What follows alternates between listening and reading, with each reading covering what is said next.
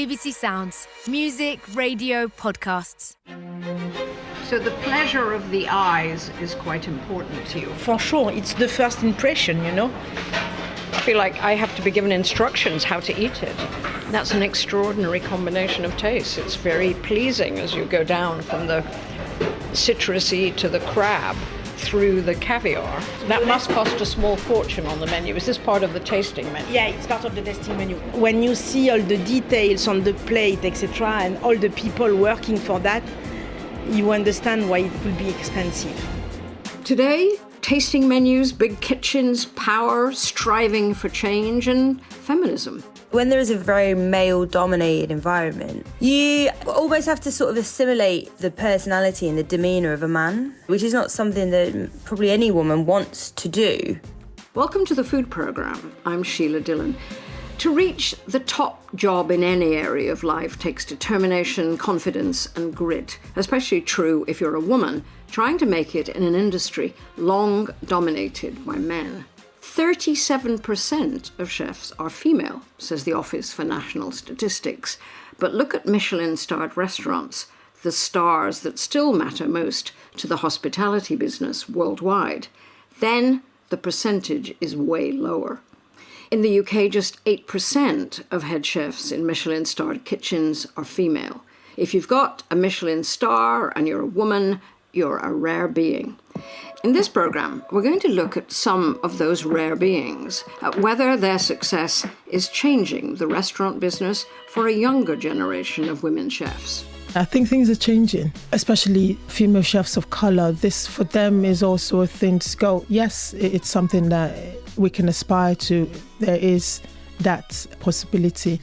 And talk to some chefs who are not in the star business for many reasons. My days of fine dining, high stress environments, I don't want to do that again. But I still love cooking. I still love the industry. I worry about being an older woman in the industry for sure. It's fine now. When you're 21 and you're healthy, you can bounce back from a long week. Maybe not so much when you're like 50. I don't know. I'm scared for what the future holds. We'll hear more from those chefs later, but let's start with the creme de la creme of fine dining.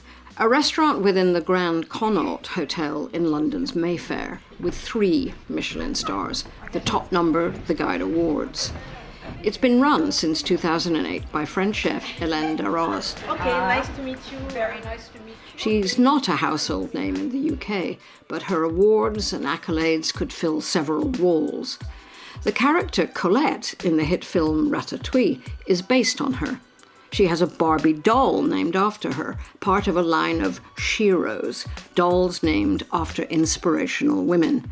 She's also a single mother to 2 adopted daughters. Usually the little one, she was sleeping in the buggy. And Charlotte, the big one, okay, she was drawing. There was a Disney film ready to be put on the computer. And it was like that. And they were happy, you know, that they knew everyone at the Connaught. They knew everyone in the kitchen. As you might guess, it took us months to arrange an interview, half a day in the end, following her from kitchen to office to dining room. As well as running her restaurant at the Connaught, she has another 5, 3 in France and 2 in Marrakesh. So, so this crab comes from Cornwall. I'm in the main kitchen, watching Hélène and head chef Timothy prepare one of the starters from today's menu. So they were cooked this morning. Every morning we cook the crab. Hélène is very French in her love of her native produce, but over the last 15 years, she's grown more and more appreciative of the best of British. Most of the time, we find our happiness with the local products, with the British products. For example, what are we talking about right now? We are talking about this beautiful crab for Cornwall. We are talking about the lamb. Which one is it, this one? This one is in the north of Wales. It's very nice. And what about things like asparagus? Where we find some problems, it's more with vegetables and fruits. The asparagus, they are always a little bit late compared to the French season. So we start with the French one and we finish with the British one. I think 80% of the products are coming from the UK. What English produce has surprised either of you by its quality? The lamb, the beef, all the seafood and all the fish. There is also I call the champagne rhubarb from, what's the name of the producer? Yorkshire rhubarb or the first rhubarb. That's a product we don't have in France. And I can't find it. I would love to cook it in France. I cannot find it. As we sat down in a random, it seemed to me, Connaught sitting room, Hélène told me about how the London part of the happiness almost didn't happen. You turned down the Connaught at the first, didn't you? They offered you a job and you said no because of your children. Yeah, because it was just a few months after being a mom. And also it was because I never planned to have few restaurants at the same time. After I went to sleep and I said, oh my God, perhaps you make a mistake and da-da-da-da-da. And the day after, I call back and I say, okay, it's Christmas, just after it's the christening of my daughter. Let me 2 weeks to think about it. And 2 weeks after, it was on the 6th of January, we meet and we say, okay, let's find a solution to make it happen. And it happened. What was the solution? I mean, you had a restaurant in Paris, you have a small child. How do you cope with that? Yeah, I am a single mother. And 1 year after the opening of the Connaught, I had my second daughter. But I manage with good people around me, and I share the time between London and Paris. Perhaps I can say that at the beginning, the opening here at the Connaught was a little bit at the detriment of the Parisian restaurant, for sure. I lost 1 star. I had 2 stars. I lost 1. I won it again after. But, I can say that this year, when I live 1 week in Paris, 1 week in London, that was the happiest year of my life. Hélène's success has roots both genetic and practical. She's the 4th generation of a family of chefs. Originally, it was the operational side of restaurant life that appealed to her, so she studied business at university. But after graduating, a stint with the renowned chef Alain Ducasse triggered a serious move into the kitchen. So when you went in there, that's when you realized, I should be cooking. Yeah. The first service, it was at the Louis XV in Monaco. We just had 3 Michelin stars. And I see the world of perfection, I was completely surprised, and I don't know how to say, because the kitchen of my dad, it was it was a 2 Michelin star kitchen, but there was not this harmony that I found at Le Louis XV. I was completely amazed. A lot of the Michelin stars comes into this conversation a lot. There aren't many people in the world who has 6 Michelin stars. Do they matter? Would you be very worried if you lost a Michelin star here at the Connaught? Worried is not the word. I think I will be disappointed. I will be sad for the team first, because one time, I told you, it happened in Paris. We lost 1, and the team was destroyed because they took the responsibility of that. And that, for me, it was dramatic. I'm really happy to have Michelin stars. And when we got the 3 here in London, it was probably one of the most intense moments of my professional life. But I don't wake up every day saying, okay, I have 6 stars, I want another 1. And no, it's not that, I woke up because I'm pleased to work. Hélène Darroze, more from the Connaught and their 3 stars later. Critics, and there are plenty, of the Michelin Guide say it's elitist, stifles creativity, and is simply too French. But things seem to be changing. Earlier this year, Michelin awarded its first ever star to a female chef cooking in the UK who is black. Her name is Adejoké Bakare, and her restaurant, Shishuru, serves modern West African food. Here's the moment she heard the news, presented by Gwendal Poulanak, International Director of the Michelin Guides. She impressed her inspectors with her punchy West African cooking.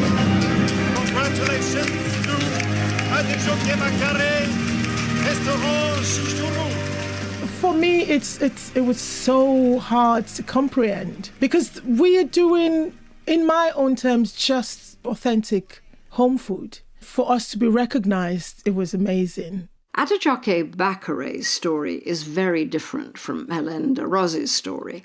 Her road to a Michelin star started when she won a competition where the prize was the lease of a tiny pop-up restaurant space in Brixton Market. When I won, I was shocked. People started coming, people told people. Jay Rayner came, wrote a review about it. It just blew up. And yes, we stayed in Brixton for about 2 years. But then Brixton, it was supposed to just be a pop-up spot. I think a lot of people went there with ideas about Nigerian food, yes, and then had those ideas almost exploded. I think maybe because we don't have a tourist economy so much.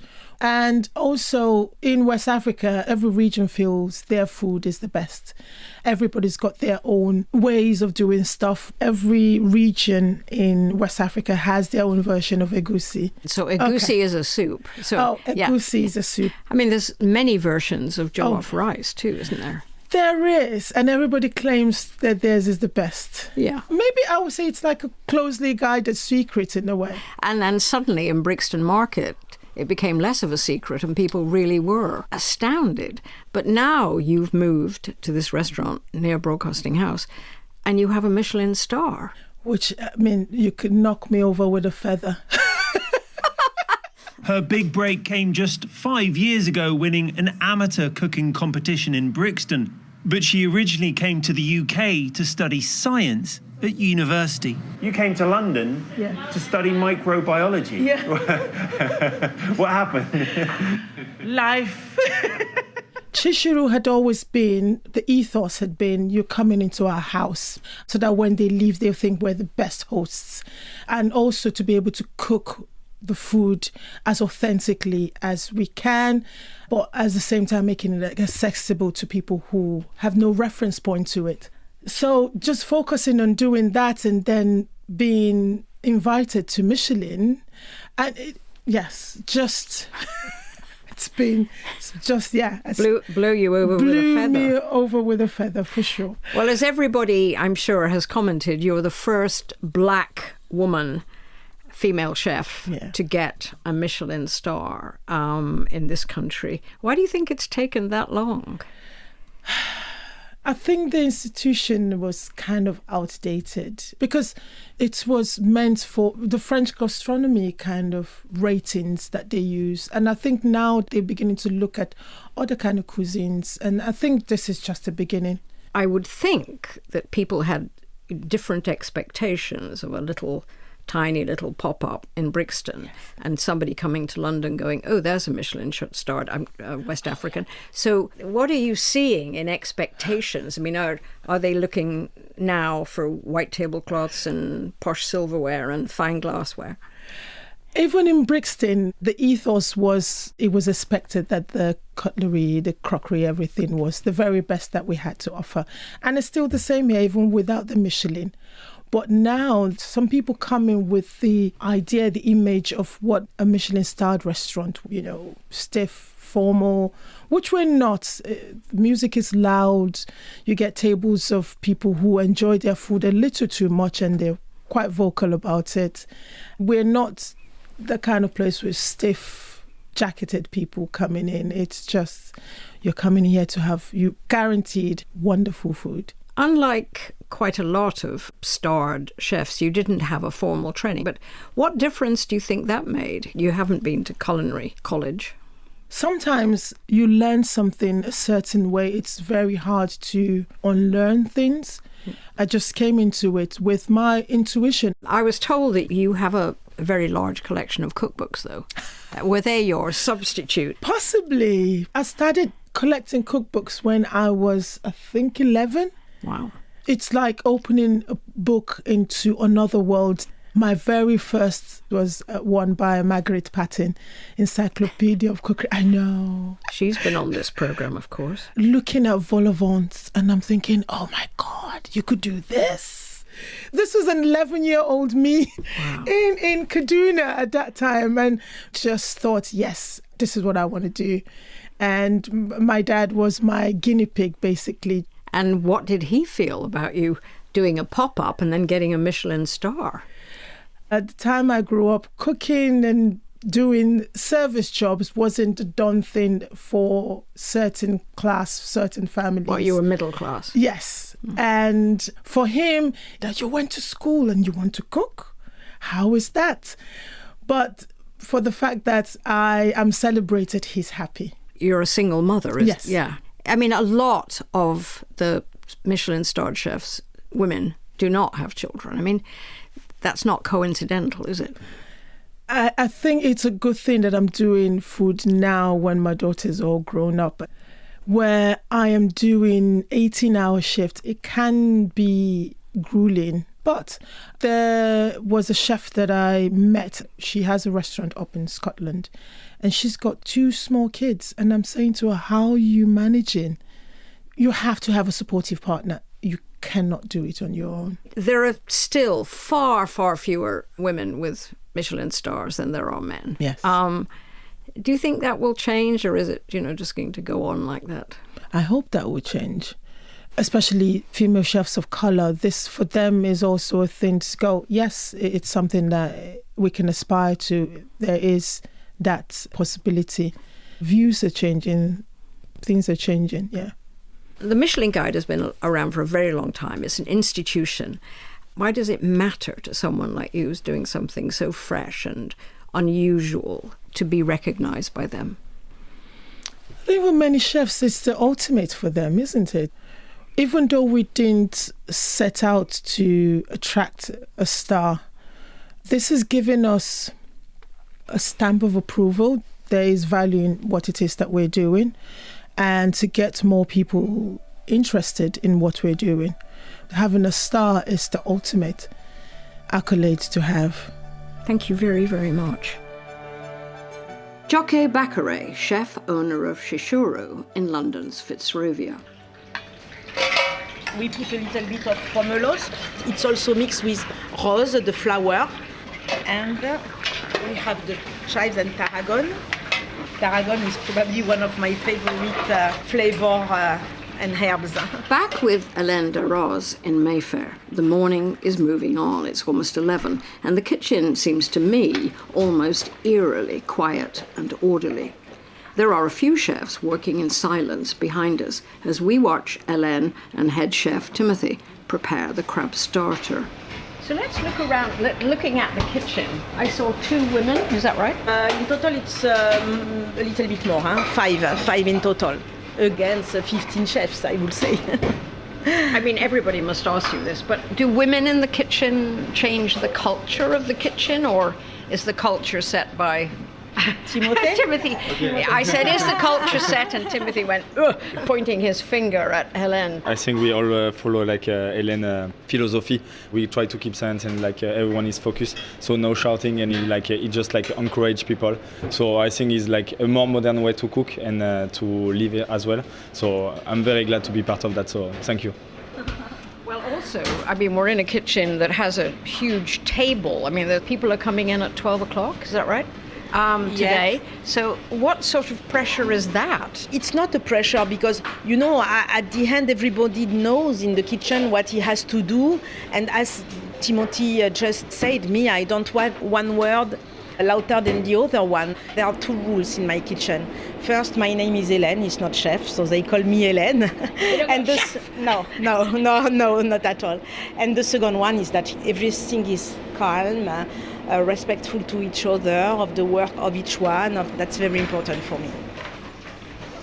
I'm Camilla Deila, I'm Italian, I'm from Bologna, and I'm a chef since 7 years now. I joined the team at Hélène Darroze in January. So why did you apply for a job here with Hélène?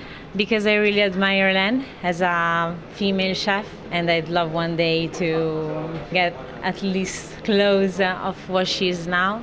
Did you see Ratatouille, where the chef was based on Hélène? Did you see that? Yeah, I love Ratatouille. I love the dream that everyone can be a chef. And is it difficult being a woman in any kitchen? I can say it's more challenging when you're a woman.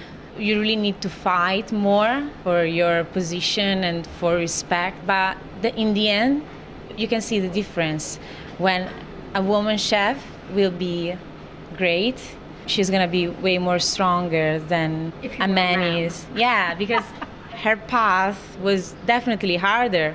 Hélène has just told us that one of her principles here is that the kitchen should be calm. Is this a calm kitchen? Yeah. Depends. Of course, it cannot be a calm kitchen when we are in service because adrenaline kicks in. We want everything to be precise and perfect. And also, I get pretty upset with me when what I do is not perfect. So it is calm in some part of the day, but in some other parts of the days get very busy, as it should be. Camilla Dela, a chef de partie in Hélène Darroze's kitchen. Calm and respect reign in that kitchen because that's the way Hélène wants it. But in many top kitchens, the brigade system still lives with its mirror life of army, top-down, instant obedience. Yes, chef! But the idea of having to fight or jostle your way up the kitchen hierarchy is one that chef Sally Abé wants to change. Her newly published memoir, A Woman's Places in the Kitchen, includes tales of injuries, endless hard work, very long hours, and serious misogyny. It's a visceral read. Sally started out as a chef at Claridge's and it seemed learned most things the hard way. Now she's risen to the top. And as the young Italian chef Camilla at the Connaught predicted about women who come through that system, she is, she says, a much stronger person. She now runs her own restaurant in central London called The Pem. The restaurant is in the middle of Westminster, so we really wanted to give a nod to strong women that have influenced politics in Westminster over the years. And Pem was the nickname of a very prominent suffragette called Emily Wilding Davison. She was the suffragette that sadly died when she was trying to pin a Votes for Women flag to the King's Horse at the Derby in 1913. You paint a picture of a woman who was determined. There's an unnamed person in chapter 7 who says to you, "You'll never amount to anything, young lady." He spat at me, you say. And you imply this is a pretty well-known chef owner, but you decided not to trash his reputation, so you call him Jeff.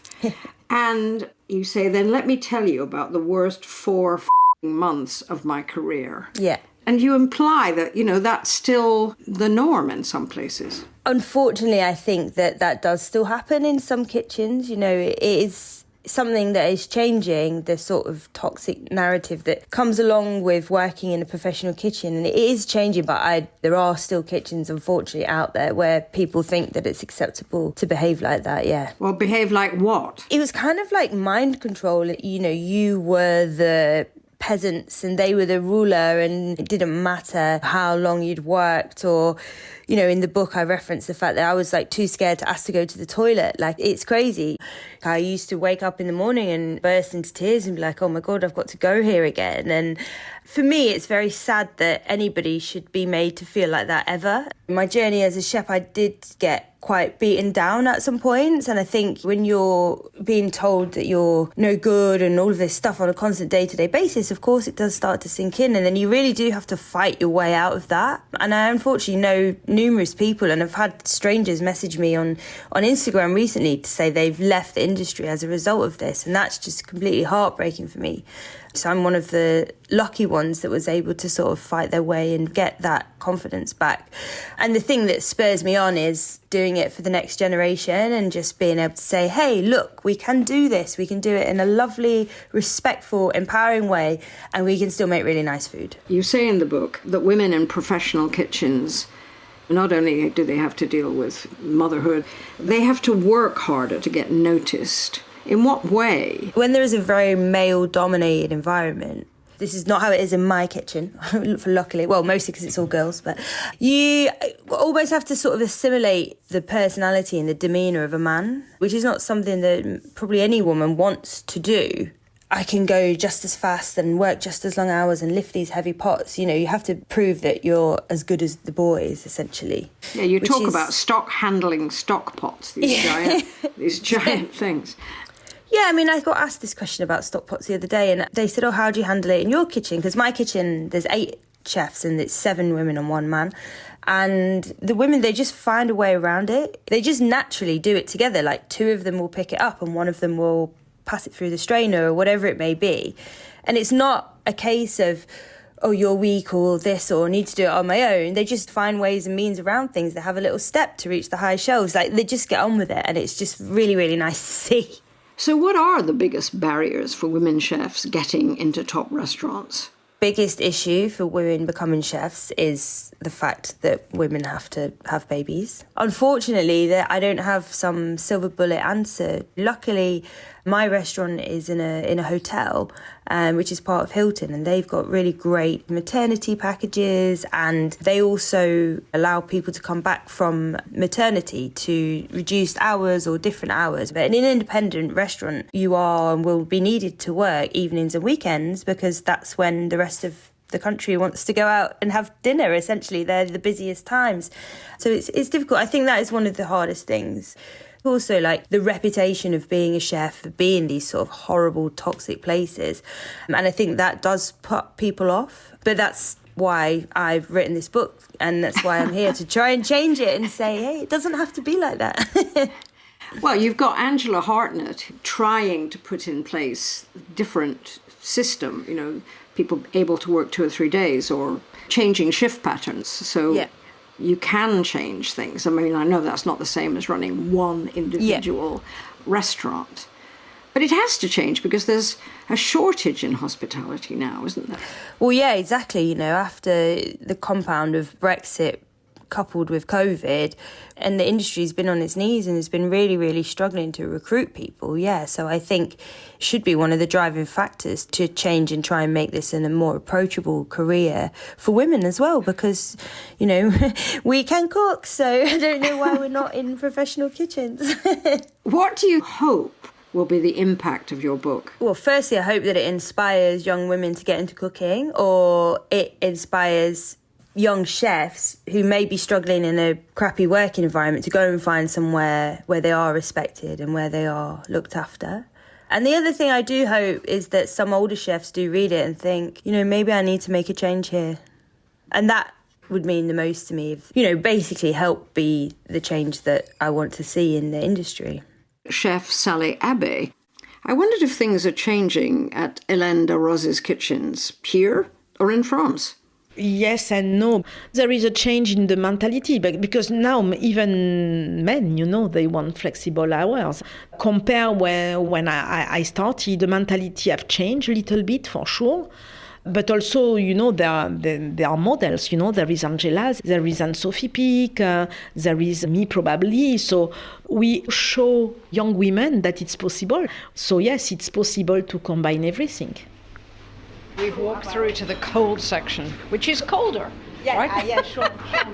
So what's made in the cold section? So the first step of the meal, in fact, which are the canapé, and then after all the cold dishes. So the crab that you saw, they are all made à la minute. What would you say was the key to success in running a kitchen like this? Is it the staff? Is it leadership? For sure, without a team, without a brigade, you cannot be a good chef. Huh? So there are a few keys. Huh? So the staff, the team, also the quality of the product that we use. And after, the passion and the emotion, you have to be really passionate. How do you keep that up, though? I mean, you've been a chef now for quite a long time. First, I have that in the blood, in my DNA, for sure. Huh? As I told you, I am the fourth generation of the family to cook. But also, I'm surrounded now by young chefs who are so curious, so passionate, so interested in what we do, who are completely in line with my values, you know, of honesty, of authenticity, of humility. So for sure, that is a daily adrenaline, you know, to have these young people around me. They are always ready to move to the step after, etc. And you never get bored, huh? Never, never, never. Huh? Hélène Darroze. Change? Have we just alighted on the change makers? Adejoké from Chishuru, the first female black chef in the UK to be given a Michelin star, and Sally Abé, now running her own restaurant and viscerally telling how it is in her new book. Or are they indicators of something happening more widely? Well, producer Natalie Donovan has been investigating in her part of the world, around Bristol and in Wales. And Natalie is now on a Zoom link from Bristol. What did you find? Well, after reading Sally's book and visiting Hélène at the Connaught and meeting Adejoké, I just thought, anything is possible now for women going into restaurant kitchens. So I thought I'd get in touch with a young chef, a young female chef I met at Abergavenny Food Festival last year, just to see how she feels the industry is, at the beginning of your career. And the conversation really wasn't what I expected. I was sort of expecting her to say that, she was on the way up, but she told me she's been finding it really, really difficult and actually has decided to take a job in a bakery where she's the head chef. We've decided not to name her because she doesn't want to burn bridges at the place where she trained at, but she's now 21 and started a chef's apprenticeship when she was 17, and this is her story. So I went to go and work in a restaurant in a hotel, and it was like classic British field to fork gardens and really exciting suppliers, and it's going to be incredible. And then I got there and it was like, oh, okay, this is just a real job, and it's really hard, and I just really don't get it. I started off on meat and fish, typically the one you work towards. I think there was no reason for it, but that was where the gap was. There was so much they couldn't teach me because I didn't know the basics. About 3 months after, I was moved on to veg, and that's where I think I really started to learn what I needed to learn. But it was also fast and it was still really hard. So how long did you work at this restaurant? 2.5 years I was there, and I came a long way for sure. And I did some time in a different department, which was so interesting. But I love wine and I love cocktails. I think they're both fascinating and I'd love to be better at both of them. But cooking is where I belong, I think, for sure. So what made you decide to leave that restaurant? I think I had to stop because of how low I'd come. It was, very long weeks. I think I did a 20-hour shift once. I thought, I don't want to hate this. I do want this. I just need a break. I got a really severe burn once and I had to have 2 weeks off work. I felt like a slacker for taking 2 weeks off. And it's like, well, you've been advised by a burns unit. Of course that should be the priority, but I didn't feel like it. It felt like I was really letting the team down. That kind of thing happened a lot as well. When you finished, you feel great. If it goes right, it's amazing. If it goes wrong, it's the worst thing in the world. This programme is about women cooking and women cooking at the very top. Do you think men face the same challenges as you did? I think the simple answer is no, but it isn't easy for men at all. A lot of the challenges I faced were faced by boys that I was working closely with. And in some ways it was harder for them. Having a male head chef, I think he felt that he could speak worse than boys because it's lad banter or whatever, and was more gentle with the girls for sure. But I just think some people don't believe in you in the same way. But also I think being a woman in a male environment, there is physical things that happen that shouldn't happen, maybe. Like what?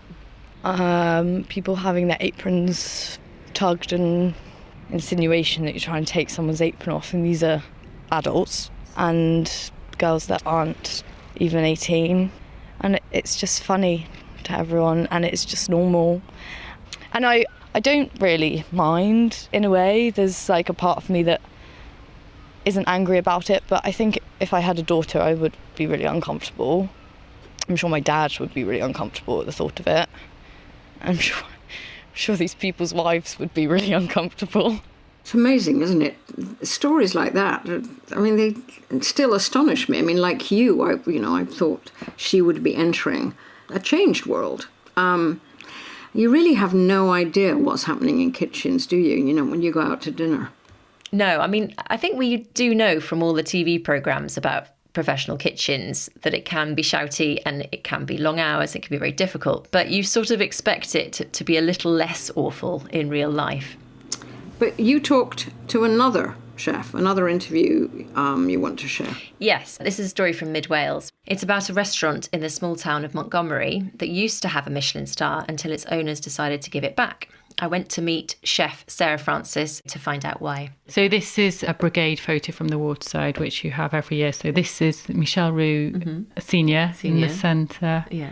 He was instrumental in my career and Stefan's. So great for the... I'm Sarah Francis. I live in Montgomery, and I was one of the owners of the Checkers restaurant in Montgomery. Very much a family business. So my partner's Stefan, and I'm one of 5, and it was myself and my sibling Catherine. So we were a triangle, a very close-knit team, and roped in all the family as well for various things. Looking back, what we did to turn a drinking pub into a Michelin star restaurant was a bit wild, really. We had such a belief in ourselves that we could do something. I don't know if I have that belief anymore. How did you and your sister, Catherine, come into the world of high-end restaurants? We'd all worked in a local restaurant in our hometown. It was the best restaurant in Oswestry.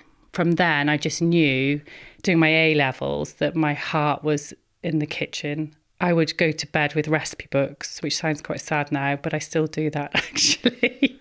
I went to Blackpool to do a culinary management course, and then went up to the Lake District on placement, and then just worked in very good restaurants from a young age. That's the key. In the kitchen. Always in the kitchen. I think this is sad in the industry that girls are pushed into the pastry section. But luckily, when I went to the waterside, they gave me the opportunity to move out of the pastry. And Alain Roux, that for them to give me that opportunity was great because they had belief in me. I think I was the first girl on the sauce section at the waterside. So that was a proud moment because you're working in a very male-dominated environment.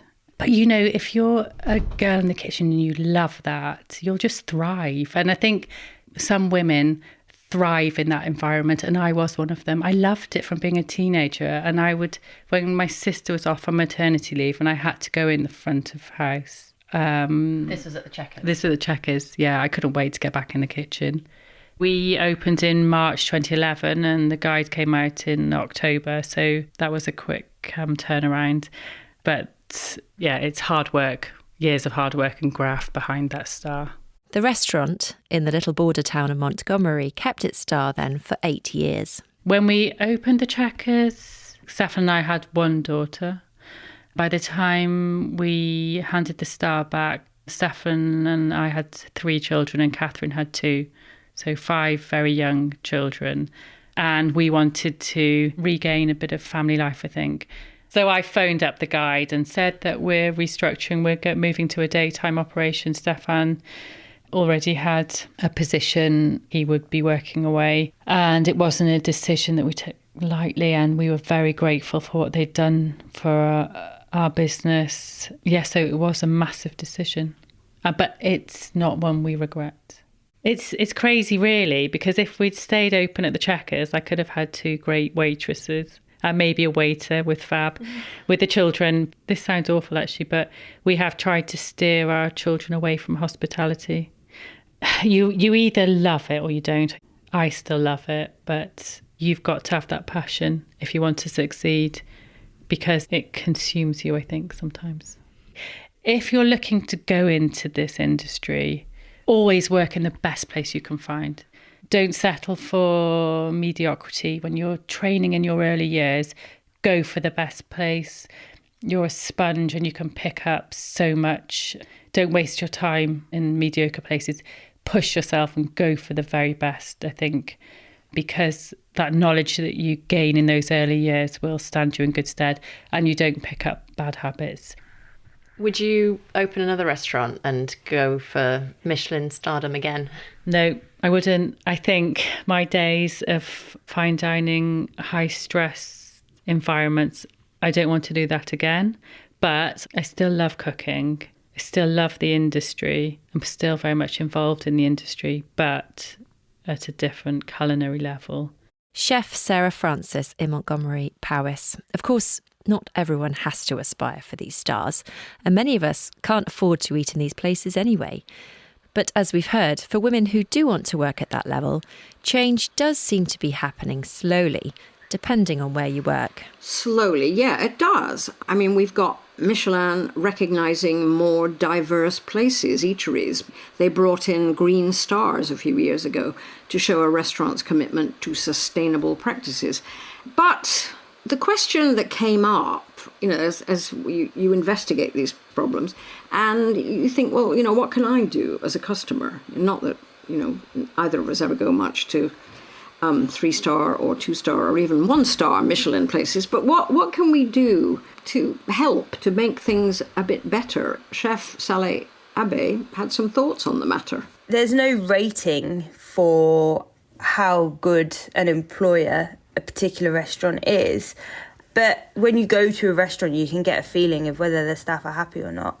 Places that are diverse tend to be happier kitchens. And I'm not just talking about male, female, but, in all sense of the word diversity, I think a diverse kitchen is a happy kitchen because you've got everybody working together in harmony and you kind of lose all the toxicity of it. Sally Abé. It does seem that what Sally and the other chefs all want, what they aspire to, reflects something else that Hélène said to us about work and happiness. And, Hélène, at the very top of the Michelin star grand tree.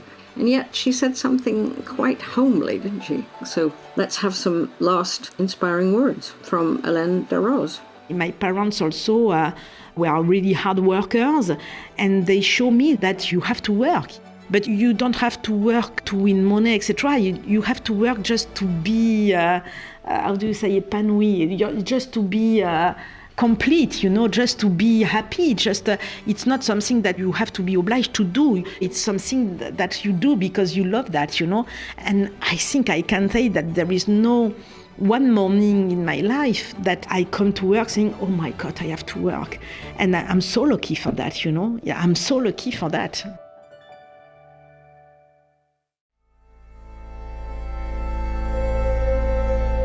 Home Sleuth is a brand new podcast. Tales from citizens taking justice into their own hands. Trying to solve crimes. Catching bad guys. Living the double life. Not the police. I really wanted to find that person. Can you just tell me where she's buried? Not a victim. What is ethical? What is the boundary that I should stay within? An ordinary person compelled to investigate a crime or a mystery. There was no one else who seemed to care about what was happening. We'll meet the first internet sleuth. What are you going to do, change the world? And I thought, yeah. A teenage PI. I noticed details that other people maybe don't see. And a true crime YouTuber going toe-to-toe with the justice system. It's fun, but that's not the point. The point is to make a difference. Home Sleuth from BBC Radio 4 Extra. I think I found him. This is crazy.